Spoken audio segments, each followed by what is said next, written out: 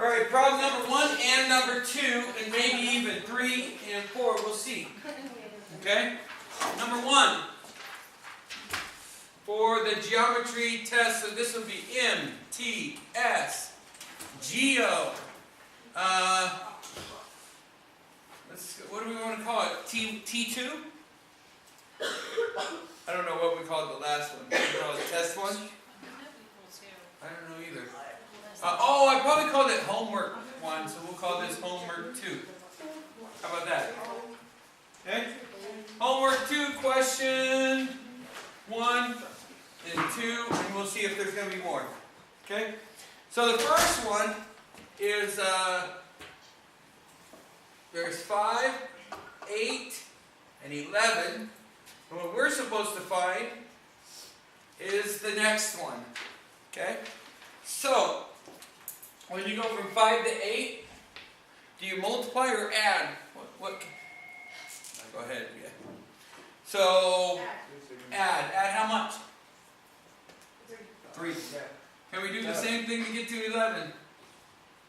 Sarah. Really? So, plus 3? Not using the Yeah? So what do we do when we go plus 3? What would that give us?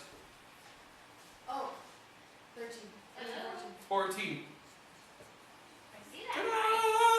Ta-da! Number 14. So easy. That's so easy, yeah?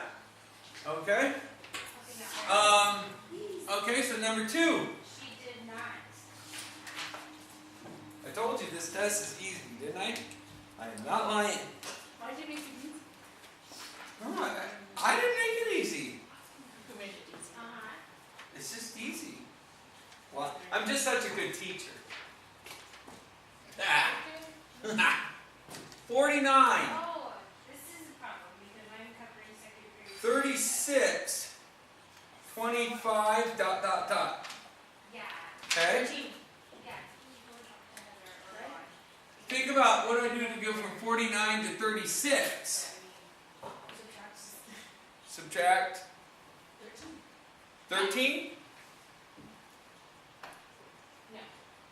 Yeah, so if they have someone else that can throw it in just for a second, then I can throw it in.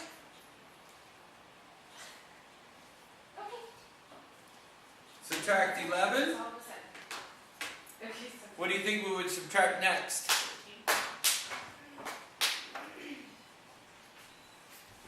And there's another way to think about this one. What's the square root of 49? Yes.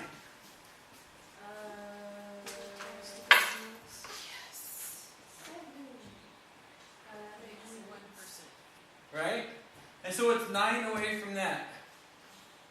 9 away from 25. What? What's 9 from 25?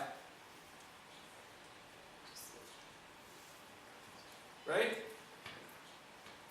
Is that also...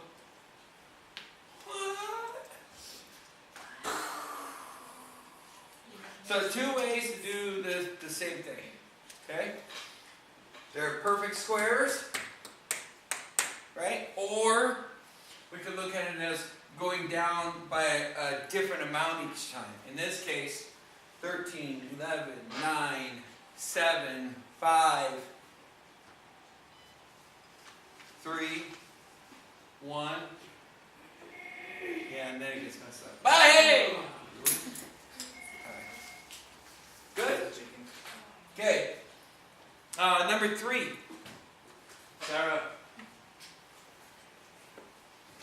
Okay. Number 3 is the start of conditional statements.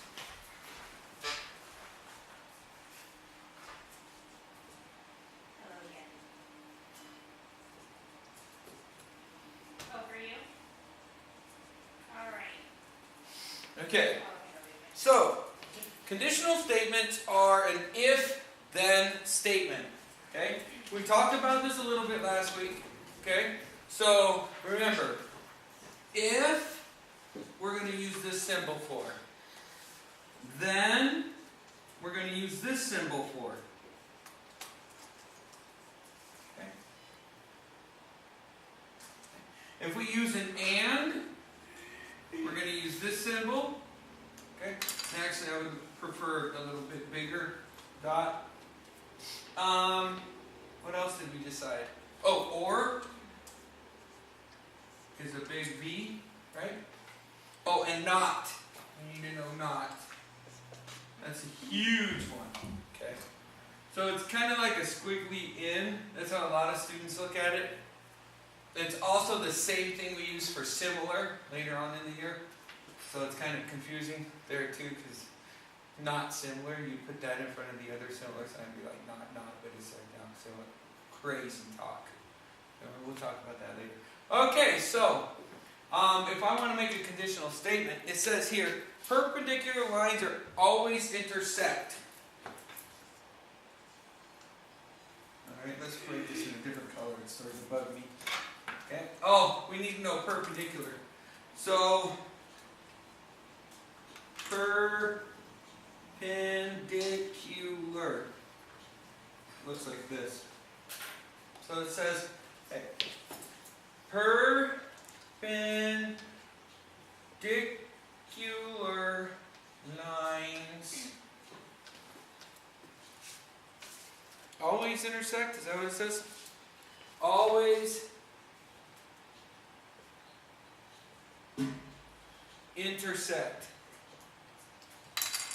And they say, hey, can you write that as an if-then statement, as a conditional statement?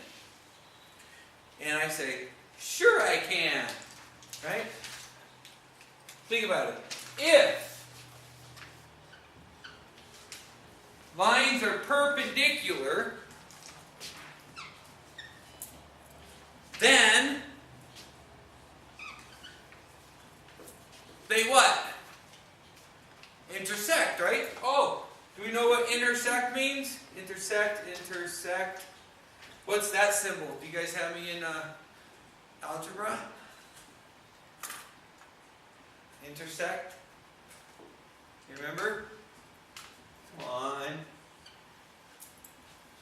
That's what we're doing this month. Intersection, right? When the two lines intersect.